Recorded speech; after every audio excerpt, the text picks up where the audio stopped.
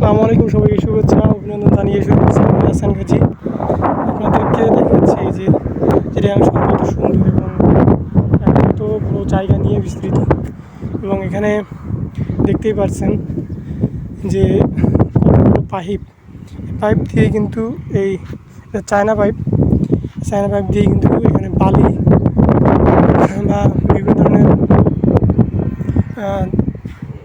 তরল জাতীয় পদার্থ এখান দিয়ে কিন্তু এই গেট দিয়েই ঢুকানো হয়েছে এবং সাগর দিয়ে কিন্তু এটা সাপ্লাই দিচ্ছে।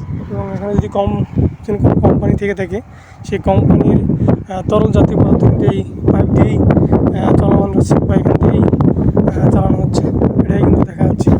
এবং এটাই সেই হাজার হাজার বিঘা জমি এবং অনেক সুন্দর জায়গা।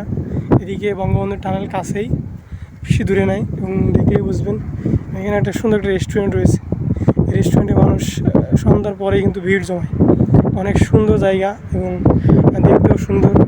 এখানে খাবারগুলো অনেক সুন্দর। সন্ধ্যার পরেই কিন্তু এখানকার কার্যকলাপ শুরু হয়ে যাবে। এবং এখন বিকাল 4টা বাজে, এই জন্য বেশি কোনো লোক এখানে দেখা যাচ্ছে না। সন্ধ্যার পরেই আপনার ছুটির দিনে বেশিরভাগ এমন সময় থেকে শুরু হয়ে যায়। তো আজকে ছুটির দিন না বিধায় আপনার বেশি দেখা যাচ্ছে না। এবং এটা কিন্তু অনেক উঁচা, দেখতেই পাচ্ছেন। এমনি উঠে গিয়ে যেতে হবে।